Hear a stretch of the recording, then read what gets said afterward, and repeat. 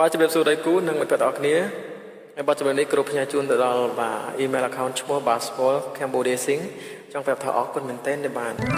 យកបាទជំរាបខ្ញុំច្រៀងយកទៅក្នុង YouTube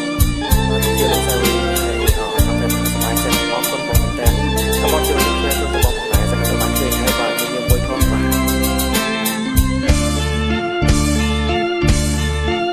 អរគុណបាទដែលបានចូលសម្លេងខ្ញុំបាទ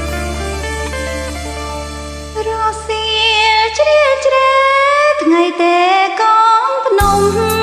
សូសំនៀងសំណើកតយំអូនស្រណងណាស់រិនតាមបងអូនខំកាត់កែ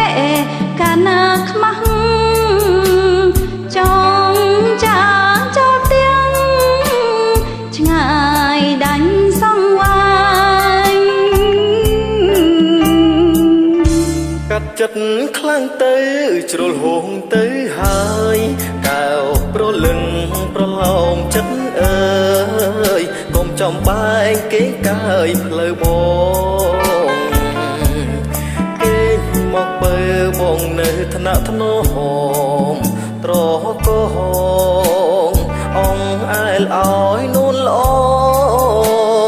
គេងស្ដាប់រៀមបំពេ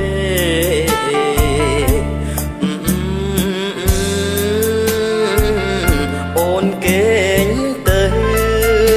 ប្រលឹងពីលពើអូនកុំព្រួយចាំដល់ពេលយើងបានកូនមួយបើអាយកុំព្រួ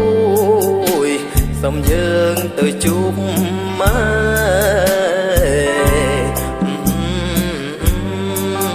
បើអាយកុំព្រួយសំយើងទៅជួបម៉ែ